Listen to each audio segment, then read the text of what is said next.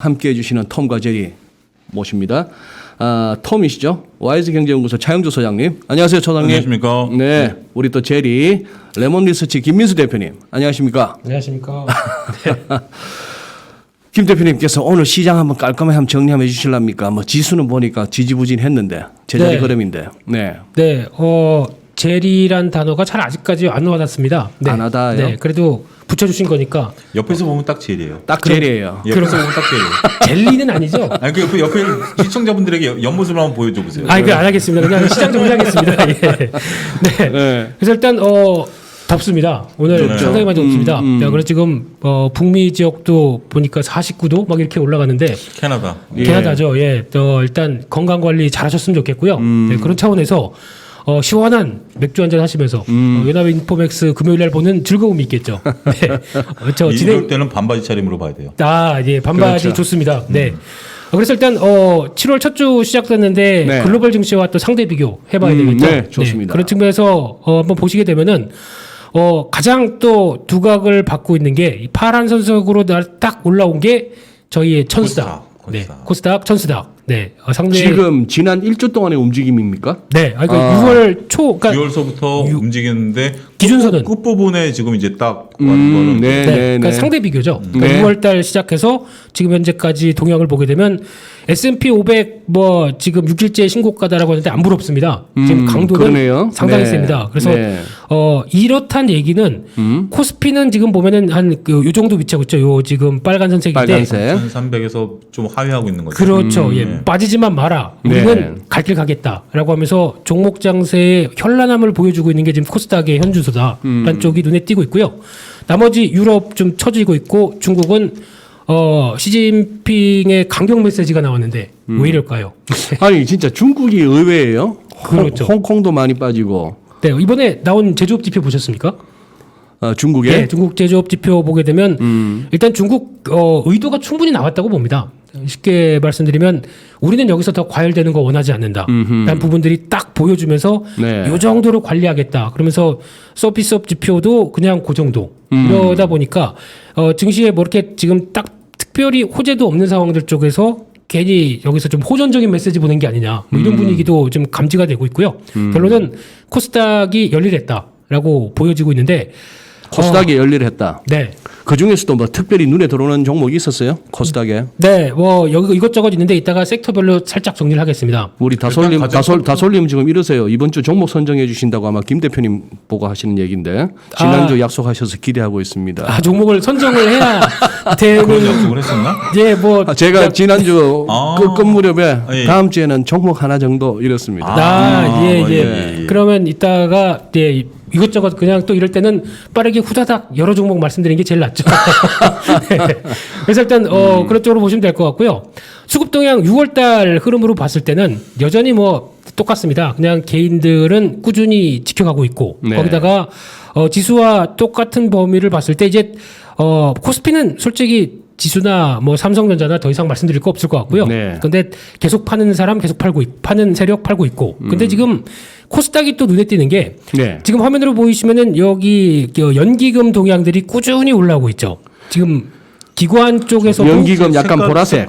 색깔을 좀 굵게 다음부터는 좀 부탁드릴게요. 아유 죄송합니다. 예. 아니 지금 색깔 안 보여서. 네. 어쨌든 요런데 가운데 조금 선들이 좀 디테일한 데서 좀 그거 하네. 제가 그런 건 약합니다. 그러니까. 디테일도 보강하겠습니다. 네. 그래서 지수의 흐름을 약간 이끌었다고 하는 투자 심리를 이끄는 게 연기금 쪽의 변화가 이렇게 나오고 있는데 네. 조금 이따가 보시면 아시겠지만 연기금이 뭘 많이 건드리느냐라고 봤을 때는 바이오입니다. 바이오. 의외로 바이오를 건드리다 보니까 지금 변화가 좀 양호하게 나오고 있다는 쪽인데 그러다 보니까 코스닥이 이렇게 강하게 탄력을 보였던 근거가 이런 연기금의 스탠스라고 하기엔 그렇게 또 많이 사는 건 아닌데 그래도 이런 식으로 나오다 보니까 좀 솔직히 지금 매매를 하시는 분들 그러니까 좀 트레이딩을 좀 잘하시는 분들 좀 자주 하시는 분들 같은 네. 경우는 지금 시장 정도면 살만하다 이런 얘기 많이 하시거든요. 그러니까 즉 딱 두 가지입니다. 삼성전자나 대형주 많이 갖고 계신 분들은 시장이 3,300 가는데 왜 이래? 네. 근데 반대로 그렇죠. 조금 좀 빠르게 움직이시고 매매 스윙이라도 적어도 움직이시는 분들은 코스닥 쪽이 살아나다 보니까 할만하네. 이런 할만하네. 예, 분위기가 나오다 보니까 완전히 제가 보기에는 종목별도 온도차가 큰데 섹터별 종목별도 온도차가 큰데 투자 심리도 사람마다 다 다른 것 같습니다. 그러니까 이게 좋은 장이라고 표시하는 분도 있고 네. 아니면 대형주 쪽을 갖고 계신 분들은 무려 이런 장이 다 있어. 라는 얘기하시는 분도 있고. 그렇겠네요. 네, 그래서 좀 어디에 포인트를 맞춰야 될지는 네, 그 뭐 다음 문제인 것 같고요. 그와 함께 또 업종별 동향을 한번 또 6월 달입니다. 네. 기준으로 봤을 때 보면은 지금 눈에 띄는 게 개인들이 들어오면서 좀 바뀌는 것 중에 하나가 철강주를 매수를 좀 들어오기 시작하네요. 가장 또 들어오는 부분들이 확인이 되고 있고 금융주 매수가 좀 강화되고 있고. 금융주. 네, 이런 쪽에서 외국인은 의외로 화학주 쪽에 매수세가 강합니다. 이게 지난번에도 말씀드렸지만은 저희가 2차 전지 쪽 뭐 안 되니 뭐 얘기는 많이 한다고 하더라도 2차 전지 섹터 쪽에 위치한 종목들이라든가 또 지금 보면 효성 TNC 이런 네. 종목들이죠. 이런 네. 종목들은 계속 관심이 높다는 쪽에서 화학도 특별 섹터 쪽에 좀 관심이 높다는 부분들 그리고 또 통신주 의외로 꾸준히 매수하고 있는 경향들이 나오고 있고요. 기관 쪽에서 앞서 말씀드렸듯이 연기금 쪽에서 의약품 쪽에 대한 관심이 높고요. 지금 운수장비, 운수창고 이쪽에 대해서 다 연기금은 관심이 높다라고 하게 되면 지금 움직이고 있는 시장의 포인트가 일단 지금 당장은 뭐 자동차가 안 간다고 하더라도 뭐 조선 쪽은 오늘 조금 올라왔다고 하더라도 그래도 꾸준하게 관심을 갖고 있는 섹터가 연기금에서 여기서 나오고 있다라는 쪽도 하반기를 가르는 쪽에서는 지금 운수 장비라 하시면 그냥 자동차주라 보면 되는 거죠. 예, 자동차 그리고 또 조선 쪽도 여기 들어가 있죠. 조선까지도. 네, 예. 네. 그래서 이런 부분들 한번 챙겨 봐야 될 것 같고요.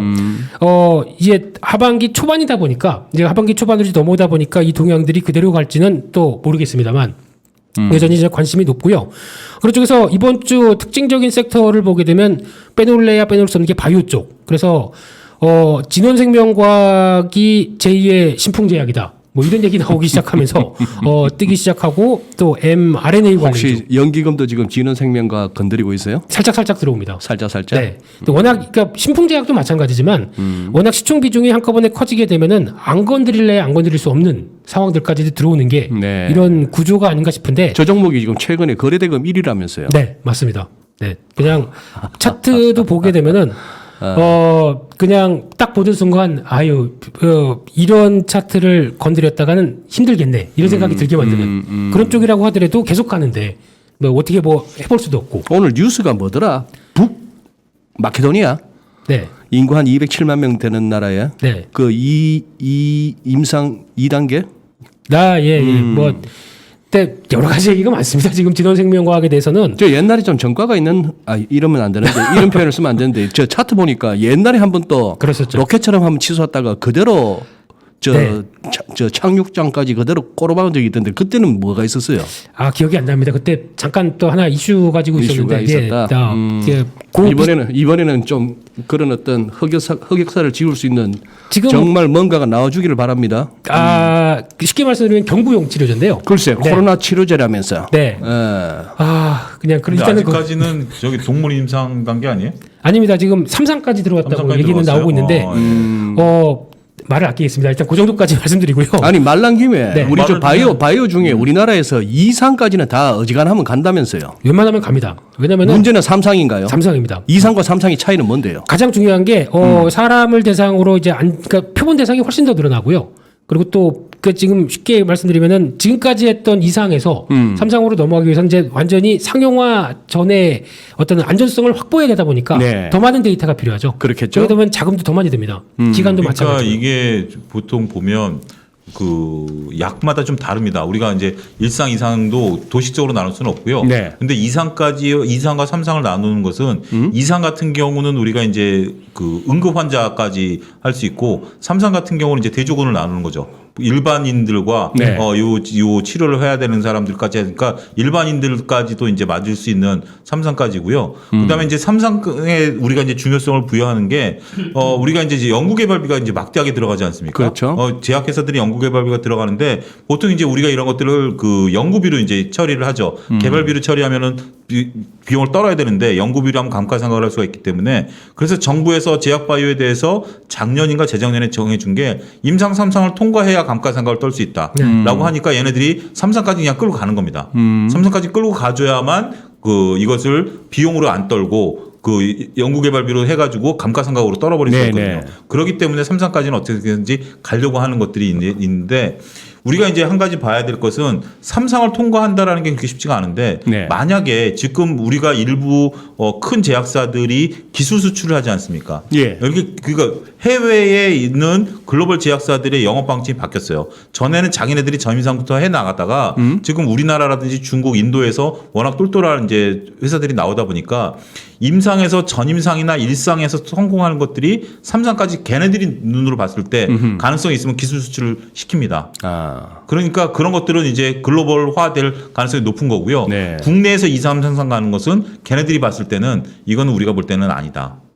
그런 시각도 있다라는 것들 여러분들이 조금 보는 것도 나름대로 제약바이오를 보는 한 가지 시선이 될 수 있다. 그래요. 말씀드릴 수 있겠습니다. 지금 쉽게 말씀드리면 기술 수출 관련된 부분들이 아무래도 바로 엑시트할 수 있는 또 그러니까 자금을 또 회전시킬 수 있는 또 하나의 방법이다 보니까 많이들 하죠. 그래서 네, 그 네. 단계들을 많이 보는데 중요한 건 지금 시장에서 부각받는 게 아직 이제 코로나 그 관련돼서 이제 넘어오다 보니까 백신이 중요하다라는 부분들 쪽이 이제 mRNA 쪽으로도 연결되고 있고 네. 거기다가 변이 바이러스 때문에 또 그렇죠. 예, 네. 델타 변이 때문에도 더 이제 앞으로 이게 그냥 안고 살아가야 될 상황도 되겠다라다 보니까 백신에 대한 필요성이 커지다 보니까 여기가 좀 계속 부각받고 있고 쉽게 말씀드리면 이쪽이 지금 그런 관점에서 지금 제약사들도 세 개가 합작하고 있는 상황들이죠. 컨소시엄 딱 구성해서 한미약품 그리고 또 ST팜 그리고 GC 녹십자 네. 이 세 개가 처음에 원료 그다음에 임상이나 중간 단계 그다음에 마지막으로는 이제 완제 이런 식으로 해서 딱 그 흐름이 나오고 있고요.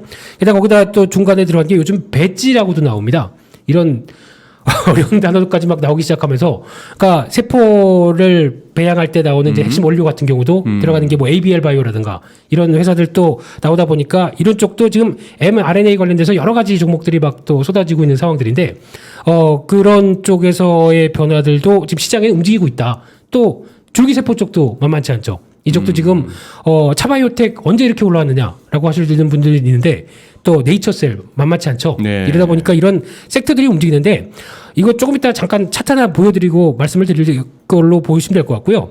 또 하나 이제 건설 건자재 쪽도 이번 주 뜨거웠었죠. 오늘 네. 현대건설 움직임이 시작으로 어제는 대림비엔코, 오늘은 뭐 이건홀딩스 좀 작은 종목들입니다만 최근에 움직이는 건자재 쪽을 유심히 보시게 되면은 이게 그냥 움직이는 것보다 정치 테마랑 같이 연결돼 있습니다. 네. 소장님 정말 싫어하시는 정책 테마라고 봐야 되겠죠. 어떻게 보면. 정책 테마랑은 아직은 좀 그렇죠. 거리가 이르죠. 있습니다. 근데 네. 그냥 단순하게 정치 테마라고 보기에는 네. 조금 뭔가가 좀 아니 근데 지금 시공테크 같은 경우는 솔직히 또 그 윤석열 이런 얘기 해도 되죠? 네, 네, 네. 윤석열 부인이 뭐 전시 전람 뭐 이런 쪽 관련된 일을 하지 않습니까? 네. 그쪽에 또 그 박물관 이런 예. 전시 쪽에 또 강점이 있는 회사지 않습니까? 네. 그러니까 에이.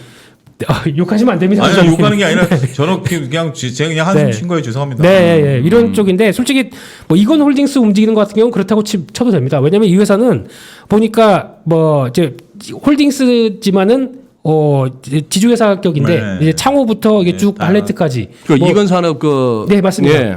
근데 지금 1분기 실적 보니까 작년 한 해치 실적이 다 나와 버렸습니다. 그러다 보니까 실적 기대감은 높죠. 거기다 아. 이건 산업의 역할, 물론 목재 가격이 급하게 하락하다 보니까 2분기 실적에 대한 변화가 좀 반영이 될 수 있겠지 않느냐라고 보더라도 이런 변화가 나오는 상황들은 지금 건자재 쪽에서 독양들이 이제 약간 지금 이재명 또 대선 주자로 나왔었을 때 나오는 기본주택 공급 관련된 얘기로 또 요즘 뜨겁죠. 네. 건자재가 뜨겁습니다 지금. 그러니까요. 예. 지금 대선 주자 여야 할 것 없이 지금 한타스가 넘죠. 뭐 조금만 좀 뭐 사람들이 알만하다 네. 싶으면 나도 한번 나가볼까? 2표 확보했습니다. 2표 확보. 예. 꼭 두 표라고 얘기하지 마시고요.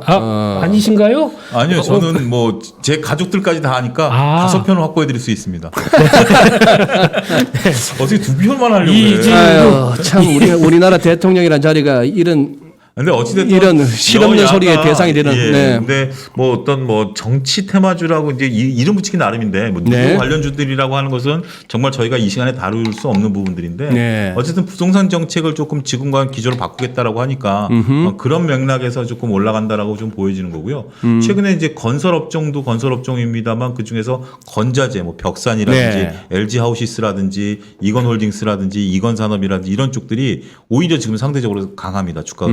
그러니까 이런 것들은 어떻게 보면 제가 볼 때는 양수겹장이다. 그러니까 그 부동산을 옥죄도 리모델링 쪽에 나갈 방향이 있고 네. 부동산을 풀어줘도 이런 쪽들이 다 들어가는 거니까 지금 오히려 물론 건설주들도 오늘 좀 많이 오르긴 했고 더군다나 이제 또 남북 경협까지 또 얘기가 나온다는 뭐 섣부른 뭐 이런 얘기까지 나오다 보니까 저것도 이제 하나의 테마가 지금부터 형성되고 있는 것 같아요. 네. 네. 남북 교협 얘기 나오는 거 보니까 선거철이구나 느낍니다. 그러네요. 네. 근데 제가 매매자 입장으로 하나 느끼는 거는 솔직히 대선 관련해서 인맥 관련된 종목들 막 치고받고 뭐 상반기 중에 가장 많이 오른 종목이 뭐 이스타코라면서요. 680% 이상 오른 종목. 근데 이게 제일 많이 오른 종목이라고 하는데 이런 거 별로 관심 없습니다.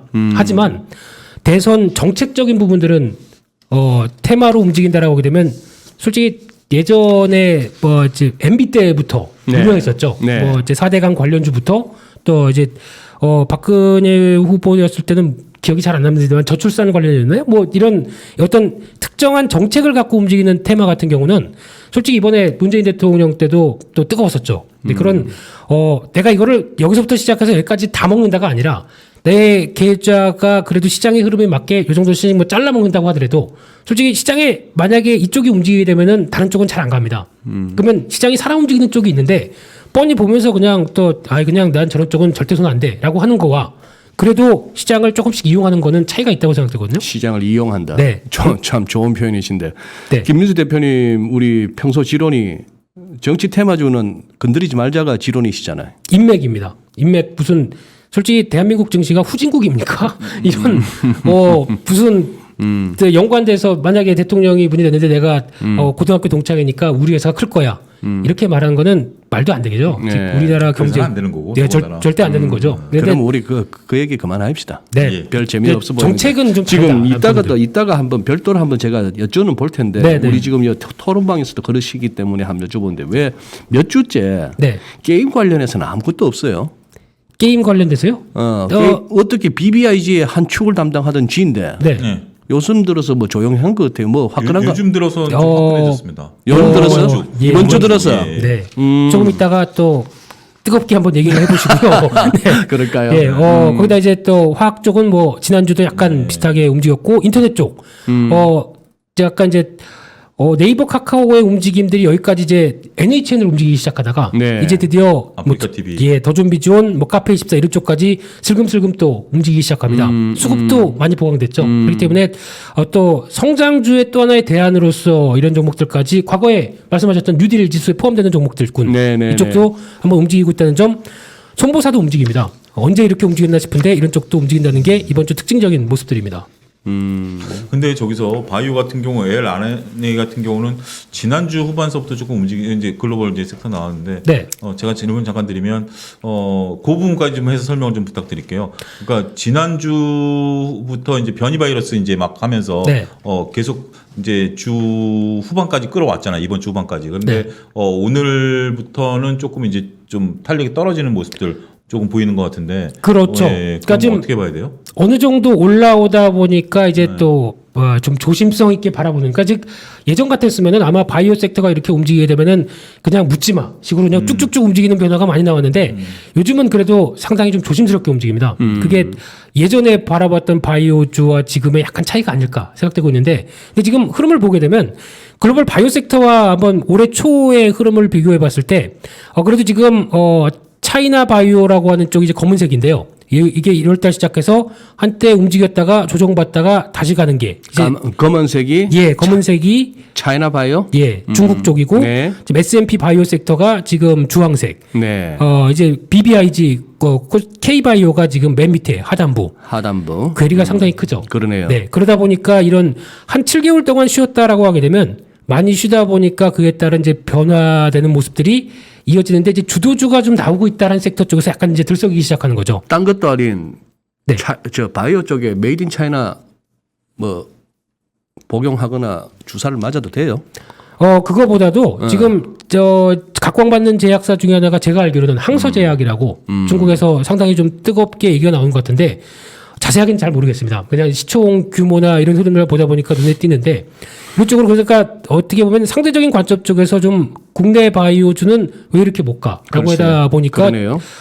지금 이번 주 초 기준으로 보게 되면 삼성바이오로직스만 그나마 선방했고 나머지 뭐 셀트리온을 비롯해서는 다 대부분 20% 뭐 많게는 50% 절반 가까이 하락하다 보니까 이런 갭 차이가 나는 쪽에서 이제 본격적으로 약간 자금이 들어오면서 움직이는 경향들이 나온다고 봐야 될 것 같고요. 그쪽에서 바이오주 움직임 나왔었을 때 이제 물이 들어왔다. 나는 이쪽을 좋아한다라고 해서 매매하시는 분들이 과연 얼마나 될까요? 저는 그러니까 보통 이번 주 들면서도 가장 또 증권사 리포트 중에 많이 나왔던 게 바이오주 바닥이 보이오? 네, 이런 얘기가 나오기 시작하면서부터 종목들 얘기들 쭉 나오면서 저도 서치를 쭉 해봤는데 저희처럼 이제 적어도 숫자 좋아하고 네. 숫자의 성장의 흐름들을 쭉 보면서 이게 개연성이 있겠다라고 보는 쪽보다는 네. 쉽게 얘기하면 바이오는 재무제표나 뭐 전혀 이런 거 볼 게 없죠. 그러니까 지금 좋은 거보다 앞으로 좋아질 거를 사는 희망적인 부분들이 더 많다 보니까 지금 뭐 최근에 수급 들어오는 종목들부터 이렇게 쭉 보게 되면은 뭐 레고캠 바이오나 뭐 이런 종목들도 보게 되면 다 뭔가 하나씩 이유는 있습니다. 이유는 있는데 그거를 매매를 하는 입장 쪽에서 내가 내 소중한 돈이 들어가서 바이오주가 이렇게 좋아질 거야라고 생각해서 딱 들어가는 게 선택의 몫인 것 같습니다.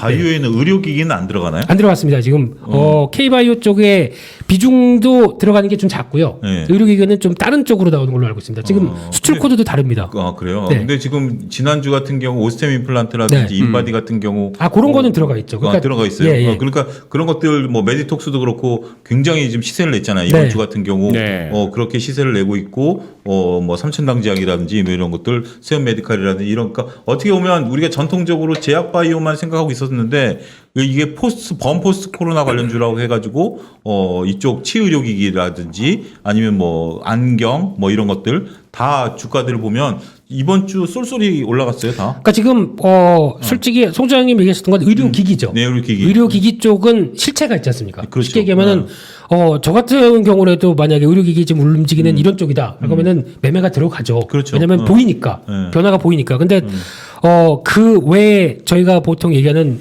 바이오라고 하는 이 섹터에 대해서는 그러니까 지금 그냥 희망이죠. 이렇게 해서 만약에 기술 개발에서 된다면. 그리고 특히 지금 과거에는 진단키트가 한번 쭉 움직이다가 그렇죠. 약간 좀 정체되다 보니까 진단키트 그러니까 코로나19 이후를 바라보면서 이제 바이오 쪽도 본업이 들어갈 것이다. 그러면 본업은 쉽게 말하면 신약 개발 다시 절차 들어갈 것이고 어렵죠. 거기서 나오는 부분들이 뭔가 또 성과를 보이지 않을까. 오케이. 네, 이 정도입니다. 알겠습니다. 네. 예.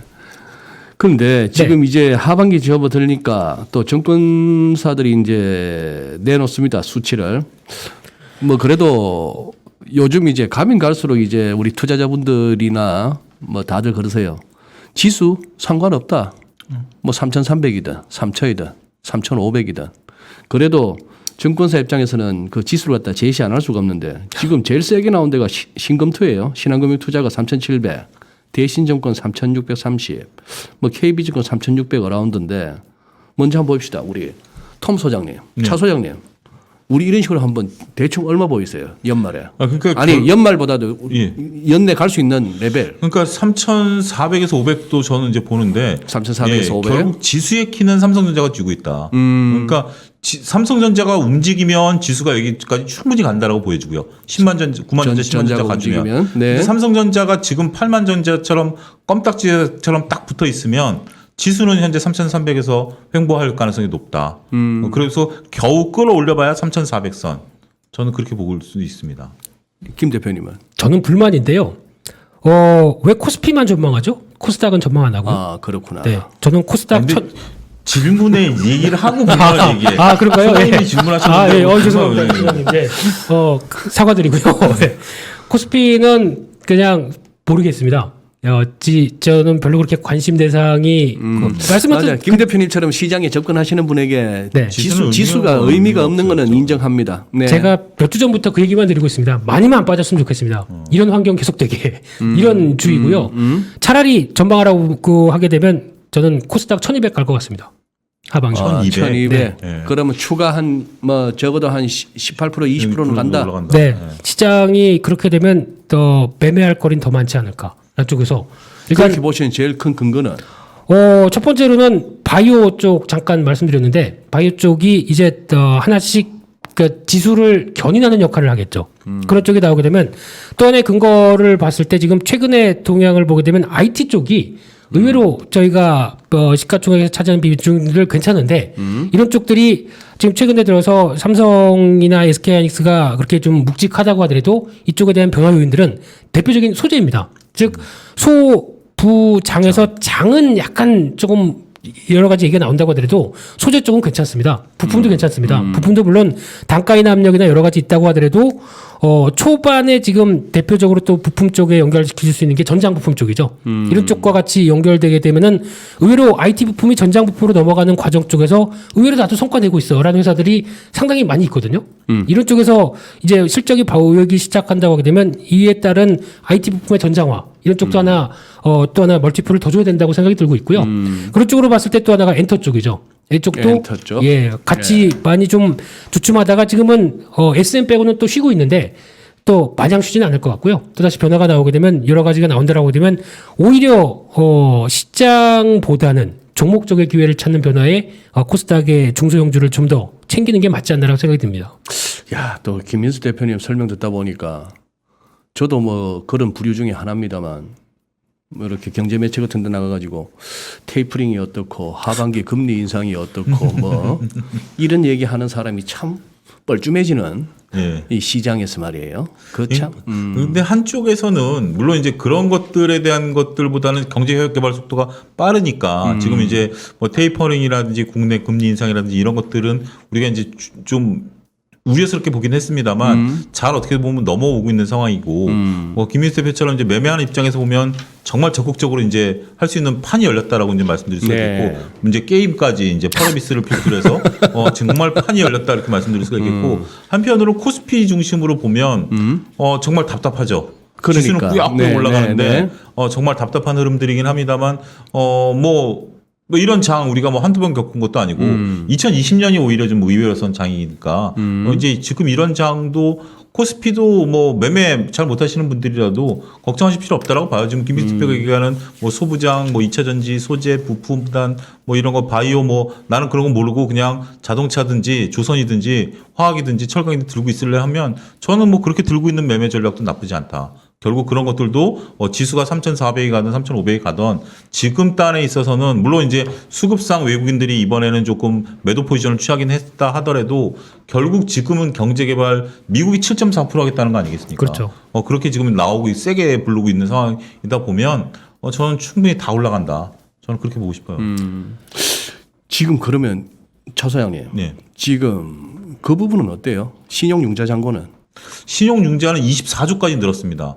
24조까지 늘었고 현재 지금 키움증권이 증자하겠다는 거 아니겠습니까? 증자를 한다고요? 예, 키움증권이 증자를 왜 하게 그거 되면 더 하려고? 그러니까 뭐 여러 가지 이제 대형 증권사를 가기 위해서 하겠는데 그러면 이제 또 키움이 또 개인 투자들이 여력이 또 커지겠죠. 네. 근데 신용잔고는 지난번에 말씀드린 거랑 대동소이합니다. 그냥 현재로서도 계속 좀 불안한 모습들 고점에서 약간 흔들리는 모습들은 좀 보이고는 있습니다만 그냥 그대로 끌고 가는 것 같습니다. 끌고 간다. 예. 근데 여기서 중요한 게 신용잔고 사상 최대고 이만큼까지 왔다 그래서 불안하다라고 일단은 생각 안 하셨으면 좋겠습니다. 제 입장. 하지 마라. 네. 첫 번째로는 첫 번째는 과거에 저희가 생각했던 것보다 3,300선입니다. 네. 시총이 많이 올라왔습니다. 네. 많이 커졌습니다. 근데 그쪽에 따라서 신용잔고도 같이 커진 건 당연하지 않을까요? 뭐 그렇죠. 네. 그게 첫 번째고요. 애가 크면 사주는 옷도 사이즈가 커져야지. 그래야 되겠죠. 그 두 번째로는 어제 같은 경우도 그랬죠. 외국인들을 기관들 그렇게 파는데 개인들이 1조 2천억 받아냈습니다. 네, 그렇게 되면은 그렇게 받아서 총알을 썼다라고 하게 되면 예탁 자산이 확 줄어야 되겠죠. 네. 근데 요즘 65조야. 그렇죠. 돈이 계속 들어온다는 얘기입니다. 하하. 그러면 만약에 지금 기조로 계속 가게 되면은 만약에 여기서 또 외국인과 기관이 계속 나 안 되겠어 계속 팔아야겠어라고 하는데 개인들이 다 받아냅니다. 여전히 60조 대 이상입니다. 시장이 크게 신경을 쓸까요?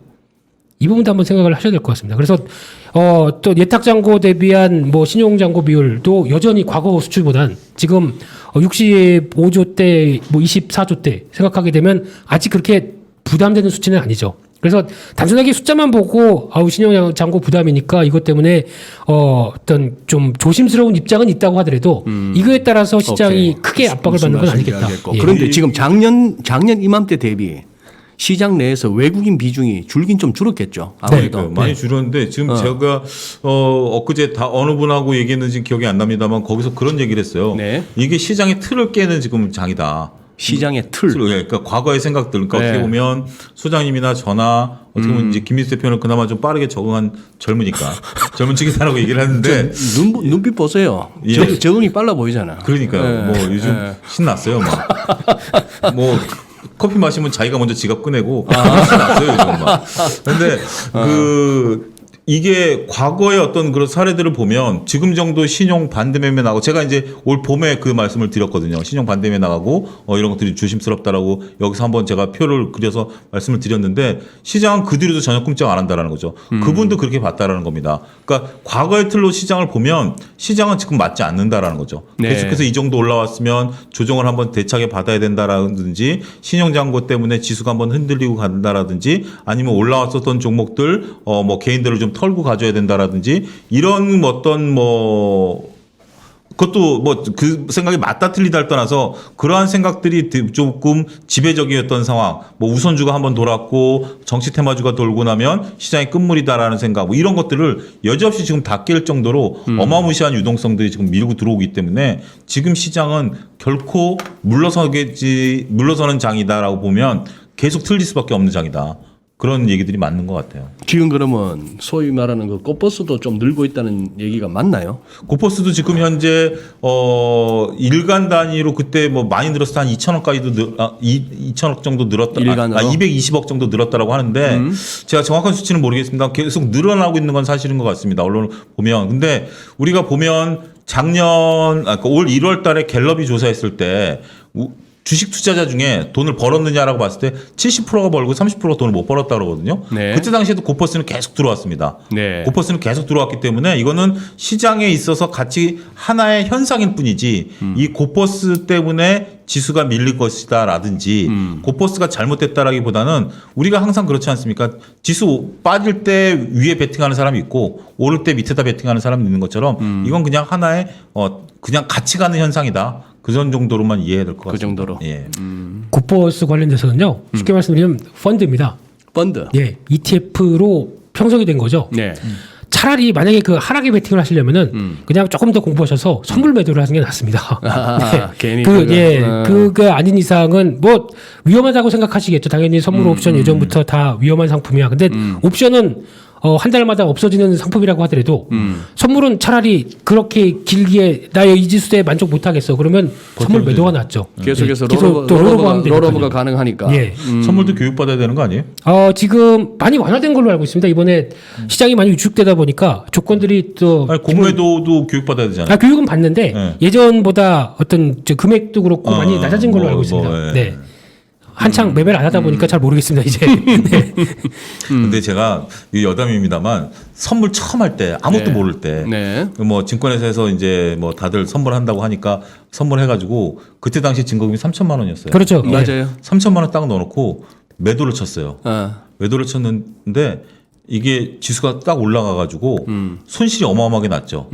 근데 다행히도 이제 추가 증거금까지는 안 건드리고 네. 그걸 한 달을 버텼어요. 뭣도 모르고 그냥 한 달을 개긴 거죠. 그래서 주식인 것처럼. 원금 따 오더라고요. 그래서 네. 얼른 팔아버리고 야 이게 근데 떨지도 않았어요. 모르니까. 근데 지금은 뭐 이렇게 되면 이게 매일매일 변동이 이게 떨 텐데 정말 아무것도 모르고 한 달 동안 그 주위에서 야 다들 너 대단하다. 그래서 한번 잡아서 예. 그냥 먹을 때까지 난 무조건 간다라는 작전이면은 예전부터 하는 얘기가 그러려면 무조건 매수나 롱으로 가라는 거죠. 그렇죠. 매수는 응원을 해야 되는데. 매수나 롱은 한정이 있는데 손실이 예. 이게 숏은 잘못하면 위가 열려가지고 무한대죠. 무한대니까. 예, 이론적으로. 예. 그러니까 예.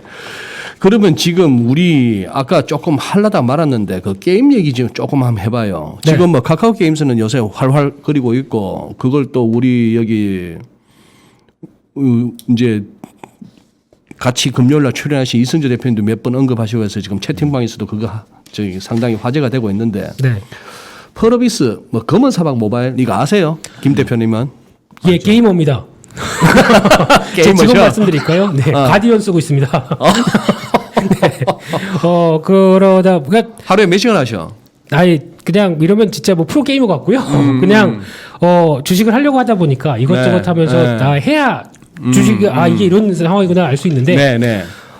제 개인적으로는 펄어비스는 뭐 이번에 판호 발급 받으면서 주가가 이제 급등하면서 어제 오늘 오른 거는 외국인들 공매도 청산입니다. 숏 커버링입니다. 자, 쇼스 퀴즈가 났구나. 네, 쇼스 퀴즈가 났는데 이제 여기서 이제 중요한 부분들이 게이머 입장입니다. 네. 게이머 입장으로 보게 되면 혹시 하시는 분들 보면 아실 겁니다. 이 플레이를 하다 보면은 되게 완성도가 높습니다. 특히 이제 맨 처음에 제 캐릭터를 만들어서 제 아이디 만들고 그다음에 딱 들어가게 되면 이 눈썹 하나 그리고 여기 볼 터치 하나 그리고 눈매 하나를 다 제가 맞게 설정할 수 있습니다. 하하. 네, 몸매부터 모든 걸 다. 아. 그게 완성도 높은 거예요?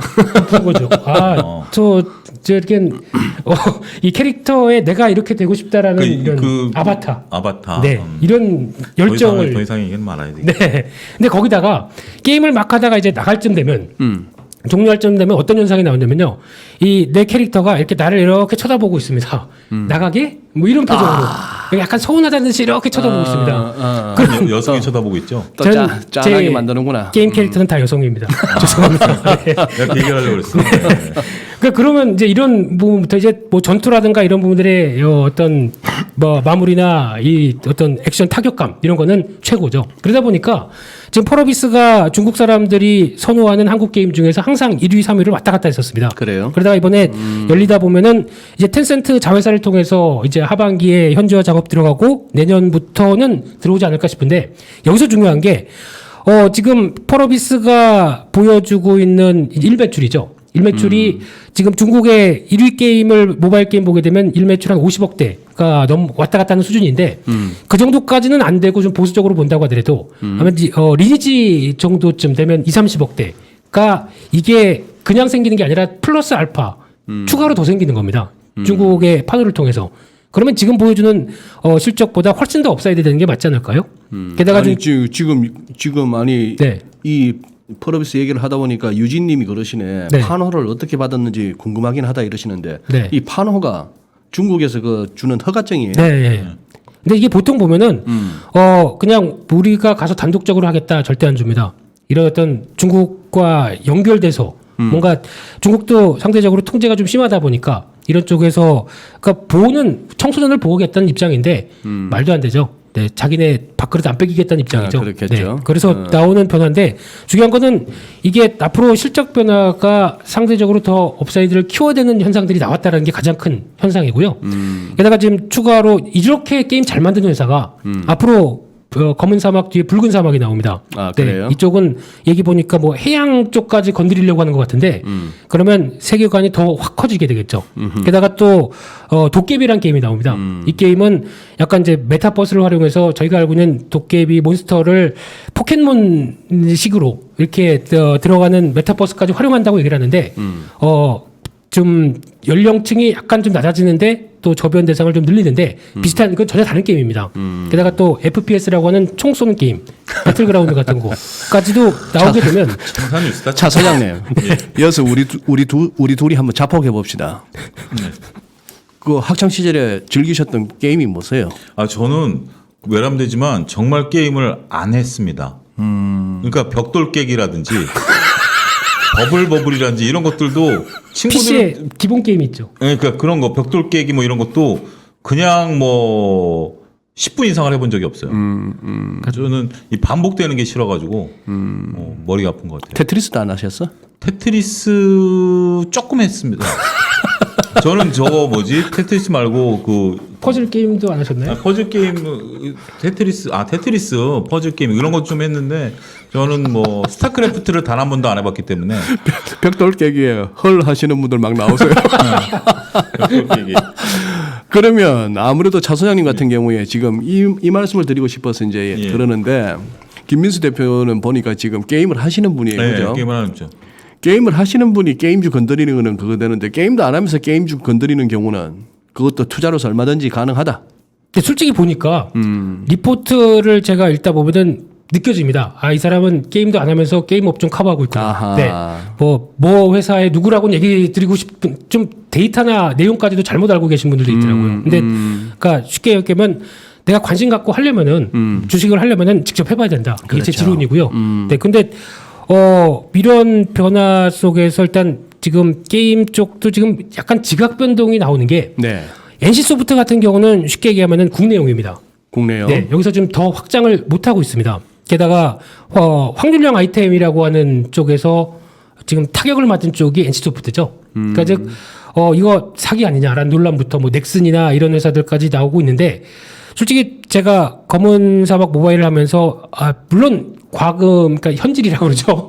네, 과금도 살짝 하긴 했는데 좀 미안하긴 합니다. 저 게임사들한테 좀 죄송하긴 합니다만 이런 뭐 이벤트 할 때마다 이렇게 쓰긴 하지만은 네. 이런 걸 통해서 이게 기반이 아니라 게임을 잘 만들어 놓고 거기다가 아유 너무 게임이 재밌으니까 좀 현질을 하게 해주세요라고 하는 현상이 나오는 거와는 차이가 다르다고 생각됩니다. 오케이. 그래서 제가 보기에는 NC소프트는 지금 변하지 않으면 한계가 있습니다. 알겠습니다. 아까 어느 분이셨더라 제가 메모를 못했는데 차 소장님 SK 요즘 어떻게 보세요? 이런 질문도 있었는데 지금 오늘 이번 주에 좀 핫했던 종목 중에 하나 SK 이노베이션 네. 배터리 사업 분사. 예. 그런데 조금 뭐 주가가 흔들렸나요?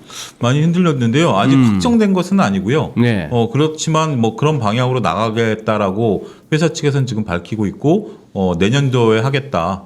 지금 얘기를 나오고 있습니다. 결국 LG 화학이 갔던 그 길대로 네. 그러니까 이제 그동안에 여러 사업 부분들이 섞여 있으면서 적자를 먹여 살렸던 이제 똘똘이들을 내보내서 연간 뭐 한 2천억 정도 그 정도 돈이 들어간다라고 하니까 그런 이제 IPO를 통해서 자금 수혈을 하고 독자적으로 키워가겠다라고 하는 것 같습니다. 그래서 주가가 이틀 동안 빠졌고요. 이게 목요일날 발표가 나왔고 네. 목요일 금요일 빠졌고 상대적으로 삼성 SDI가 수혜를 볼 것이다. 그러니까 기관들 입장에서 보면 물론 이제 이렇게 보는 시각도 있습니다. LG 화학이 뚝 떨어져서 횡보하세를 네, 나타내니까 SK 이노베이션도 뚝 떨어진 상태에서 옆으로 횡보할 거니까 장기 투자를 하면 되지 않겠는가라고 보는 시각도 일부 있고요.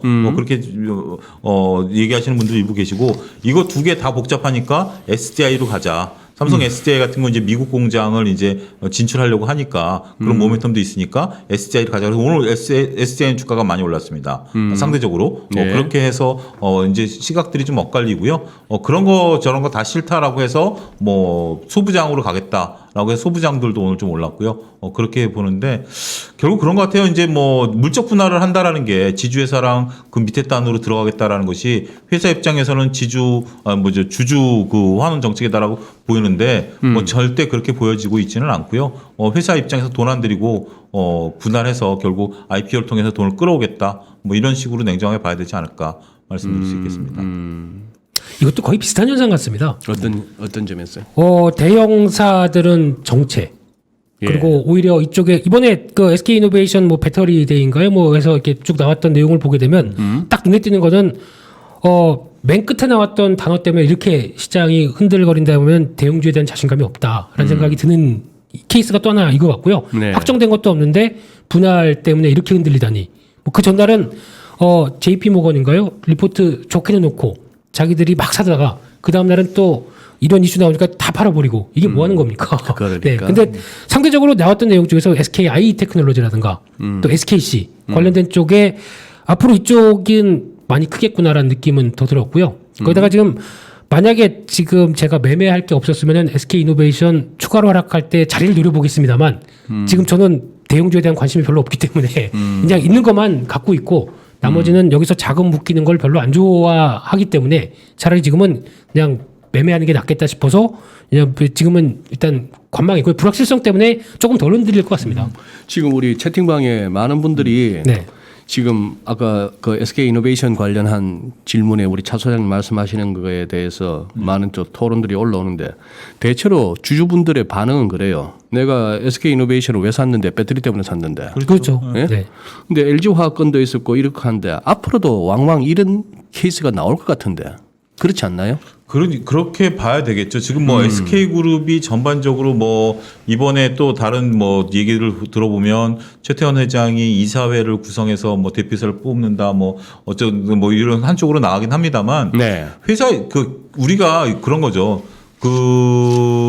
결코 지금 우리나라 기업들이 보여준 행태들을 보면 네. 대주주라고 보면 재벌 기업들이 일반 주주들을 신경을 과연 써왔느냐라는 것들이죠. 소위 말해서 그들이 얘기하는 주주환원 정책이라는 게 삼성이 지금 주주환원 정책을 외친 게 3년째 되죠. 3년째면은 그 돌아가신 이건희 회장이 와병 중에 있었고 결국 자식들의 상속세를 내기 위해서 주주환원 정책이라는 걸 카드를 끌어냈다라는 교과서적인 내용들, 교과서에 나오는 ABC를 그대로 시행을 했고 이번에 LG 화학도 그렇고 자기네들이 결국 LG 같은 경우 LX랑 기업 분사한 이후에 전장 사업 지금 이제 LG 마그나 만들었지 않습니까? 네. 그런 걸 하기 위해서 그렇게 잘랐고 SK도 보면 지금 SK 같은 경우는 더더욱 뭐 한편으로는 긍정적으로 볼 수 있으면 한편은 놀라운 게 회사들을 잘라서 다 IPO를 지금 시키고 있는 상황들 아니겠습니까? 네. 이런 IPO가 또 늘어났다라는 것은 물 들어올 때 노졌겠다라는 거예요. 결국 우리나라는 IPO를 하는 데 있어서 상대평가를 하니까 이렇게 지시 좋을 때 잘라서 결국 자기네들 이익을 챙기겠다라는 저는 좀 삐딱한 시선을 보고 싶어요. 그러니까 SK그룹이 나쁘다라는 게 아니라 지금 재벌그룹들의 행태를 보면 우리가 과연 얘네들을 믿고 장기 투자하는 것이 맞겠느냐라는 시각들을 보면 저는 거기엔 좀 긍정적이진 않다. 그렇게 말씀드리고 싶어요.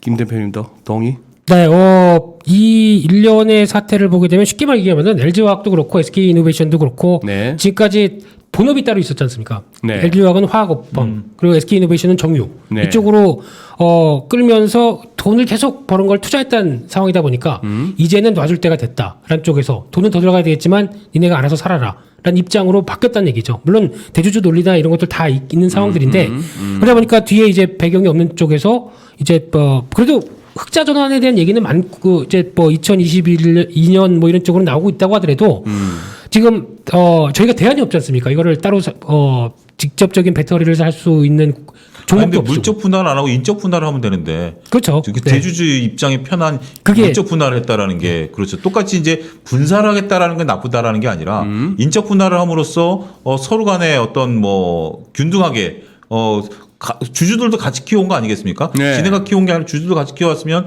주주들에게도 기회를 줘야 되는데 이거는 주주들에게 전혀 기회를 주지 않고 물적 분할을 해버렸다라는 게 이게 굉장히 실망스럽다라는 거기에 그냥 물적 분할로 갈 것인지 인적 분할로 갈 것인지 그냥 대주주 마음이에요. 대주주 마음이죠. 이사회에서. 이사회의 결정.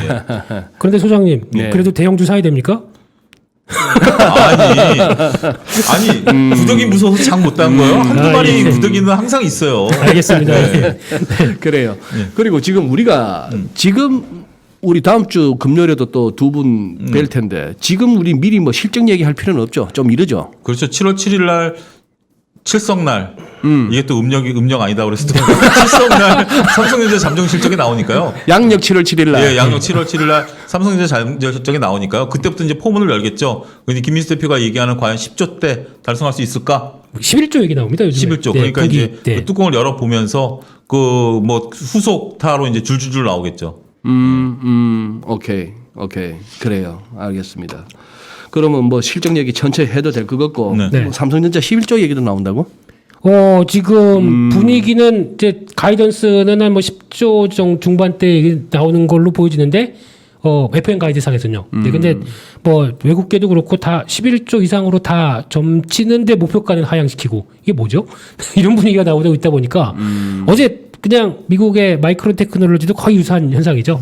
실적 좋은데 주가는 왜 5% 넘게 빠집니까? 이런 노문창 애널이 쓴 건 보셨어요? 네 읽어봤는데. 네. 11만 원에서 10만 원으로 하향했거든요. 그렇죠. 아, 노건창 센터장이 예. 그분 같은 경우는 나름대로 이쪽 분야에 영향력이 있으신 분이잖아요. 반도체 쪽에 지금까지로 뭐 짱이시잖아. 네, 근데 그분이 이제 10만 원 저는 읽어보지는 않았는데 네. 11만 원에서 10만 원으로 하향했다라는 게 삼성전자는 솔직히 모르겠습니다. 목표가를 이제 내려가기 시작하면서 그 다음에 바뀌는 게 투자 의견이죠. 네. 그러면 다음에 내려가면 이제 중립으로 바뀌나요? 그거는 아이고 아니 삼성전자를 근데 지금 근데 저거는 한번 제시해 보죠. 저도 이제 그 부분은 이제 제가 미처 놓쳤습니다만 김인수 대표가 좀 했으니까 네. 가이던스는 그러면 우리가 어느 정도로 바라봐야 돼요? 7월 7일 날. 제가 보기에는 한 11조 기준으로 보는 게 좋을 것 같습니다. 이제 시장의 눈높이도 살짝 올라간 상황 쪽에서 이 이상을 들어오느냐 아니냐에 따라서 분위기는 바뀔 것 같고요. 어차피 지금 올라와 있는 상황이더라고요. 지금 그러면 디램- 11조보다 더 나오면은 8만 전자 벗어나고 다시 9쪽을 향해서 갈 수 있다. 제가 보기엔 아닌 것 같습니다. 그것도 아니다. 그 정도 급에서 그러면 나쁘게 8만 전자를 지켜줄 나온다고 수 있는 나쁘게 거고. 나온다고 해서 8 밑으로 툭 떨어진다. 그것도 아닌 것 같고요. 그러니까 지금 실적 발표가 나오면서 그러면 대한민국의 대장주라고 하는 이 삼성전자는 네. 어떻게 저렇게 안 움직이는 거예요? 제가 근데 보기엔 제가 죄송합니다. 이제 뭐 오늘 잠깐 동시효과 때 보면 8만 전자 깨졌는 상황에서도 빠르게 회복되는 거 봐서는 8만 전자를 웬만해서는 깨지는 않겠다라는 또 그런 것도 보이는 것 같더라고요. 결국. 아니 지수가 3,300까지 올라오는 와중에 예. 작년에 보니까 8만 1,000원으로 끝났더만. 네. 이게 8만 700이면 300은 까지고 끝났어. 상반기를. 끝난 거죠. 예. 그러니까 얼마나 이게 그 지수 여기서 3,400, 500 끌고 가는 건 삼성전자 역할을 하겠습니다만 내가 듣고 내가 본 썸네일만 해도 삼성전자 사라고. 예. 어? 무슨 적금 들듯이 월급 때마다 뭐 삼성전자 사라고 내 그 소리 갖다 몇 년째 들었는데. 어느 분한테 하시는 거죠? 어? 좋은 어느 분한테 아니 하시는 그것도 아니고 어쨌거나 그런 내용을 많이 들었는데 예. 얼마나 화가 나요. 이러면 현실이. 그러니까 딱 그렇게 보시면 될 것 같습니다. 삼성전자 지킴이, 시장 누가? 지킴이, 시장 지킴이. 네, 지수 지킴이, 그리고 지켜줘서 고마워. 하지만 우리는 다른 데서 움직일게. 이런 분위기죠. 그럼 이 얘기도 해봐야 되나? 우리 네. 작가님이 이거 한 물어보라고 하셨는데 네. 하나가 니콜라 지분 아이고 니콜라 참 씨. 아이고 이것도 썸네일 보고 들어갔다가 다들 또 물리신 케이스 아니야? 그 발표하는 날 제일 셌었죠. 한화 쪽과 이 한화솔루션 관련된 쪽. 근데 네. 관련돼서 내용 뭐 니콜라 투자 얘기는 뭐 이제 좀 지난 얘기고 별로 그렇게 뜨거운 이제 뭐 상황이 아니고 엑시트하는 입장이다 보니까 별로 그렇게 영향은 없는데 제가 보기에는 이거 말고 OCI를 잘 봐야 될 것 같고요. OCI. 네. 지금 솔루션 같은 경우는 지금 이제 살살 그 지난주 예고했던 그게 나오는 중이에요 지금. 네. 오케이. 네. 고. 지금 끌어내시는 중이죠. 네. 실적 생각보다 좋은 쪽으로 나오고 있는데 주가가 괴리가 좀 있는 것 같고요. 그렇기 때문에 차라리 솔루션을 보는 것보다 솔루션은 이제 또 미국의 태양광을 직접 이제 제조를 해서 나오는 분위기가 확인이 그러니까 쉽게 얘기하면 SOC 투자가 인프라 투자가 거의 확연히 드러나서 그 다음에 들어올 액션 쪽이라고 하게 되면 하나솔루션은 모르겠는데 지금은 잘 모르겠습니다. 지금 실적 분야는 OCI가 훨씬 더 날 걸로 보여집니다. 네. 건설주 얘기도 좀 하시겠다더니 요즘 우리 주간 전망대에서 제일 핫한 업종이 건설주예요. 1부, 2부 할 것 없이 막. 지금 김 대표께서 보시는 건설주 어떤데? 뒤에 선생님께서 잘 또 이끌어 주시기 때문에 근데 제가 드리고 싶은 얘기는 딱 두 가지입니다. 건설주 쪽에서 일단 유가 이렇게 올랐으면 해외 수주까지 나와라. 해외 수주까지 나오면은 한 번 더 레벨업을 강하게 나오겠다라는 분위기로 봐야 될 것 같고요. 그리고 또 두 번째는 대선 주자가 누구가 됐던 간에 지금 정부 정책 이거 마음에 안 드니까 이제 변하는 거죠. 그렇기 때문에 그에 따른 변화 기대감은 상당히 높고요. 세 번째는 원자재 가격이 이렇게 올랐습니다. 그럼 이게 오른 만큼 뭐 철근각도 쇼티지 뭐 다 올랐겠죠. 네. 이걸 반영하고도 지금 미분양 이렇게 최저로 나가는 상황 쪽에서는 다 충분히 건설사는 원가를 다 넘겨서 잘 분양가에 반영하겠다라고 하게 되면 큰 영향 없을 것 같습니다. 그렇기 때문에 좋은데 제가 보기에는 건설사 중에서도 중소형 건설사라든가 지방 쪽 물론 어떤 밸류 측면으로 보게 되면 가장 싼 쪽 여기 뭐 동원개발이라든가 미른 회사들 이렇게 싸 보이고요. 또 만약에 고르신다라고 하게 되면 동부건설을 사셔야죠. 동부건설이 훨씬 더 그래서 이런 얘기들만 동부건설이 관심 있습니다. 네, 이쪽이 한진중공업 풀었고요. 네, 한진중공업 여기까지, 풀었고, 여기까지. 네. 오늘 우리 제리 대표님 조금 이제 네. 업되셨어. 오케이. 네, 그만하겠습니다. 자, 예. 개인 그다음- 얘기가 나오면서부터 업한 것 같아요. 그러니까 네. 우리 차 소장님은 요즘 그러면 어디를 주목하고 계세요? 아니, 저도 건설 업종 다음 주 같은 경우는 충분히 가능하다라고 좀 보여집니다. 건설 같은 경우 지금 현재 오늘 같은 경우 대형주들 쉬다가 오늘 이제 들어줬는데 네. 대형주들 쉬면서 정책과 관련된 것들, 남북 경협과 관련된 것들, 실적과 관련된 것들 전부 다 아우를 수 있는 게 그동안 좀 쉬어졌 뭐 계속해서 움직였었죠. 건설 뭐 현대건설 같은 경우 50일 신고가도 갱신하고 있는데 건설이냐 건자재냐 보면 이제 건자재 쪽이 좀 빠르죠. 그렇기 때문에 그런 부분들 좀 보는데 LG 하우시스가 이제 LX 하우시스로 바뀌었는데 요 변수가 하나 생겼습니다. 이름을 딱 바꾸는 순간 바로 신용 등급이 한 단계 내려졌습니다. 아 그래요? 예, 얘네들이 이제 자금 이제 그룹사 바뀌었다 그래가지고 바로 오늘 또 신용등급 내려버리더라고요. 그러니까 그런 변수들이 좀 생기는 거 체크를 하실 때 뭐 벽산이라든지 뭐 이런 쪽들은 계속해서 긍정적으로 좀 말씀드리고 싶습니다. 오케이. 예. 아 그리고 건설사가 그건 얘기 드려야 될 것 같습니다. 뭐요?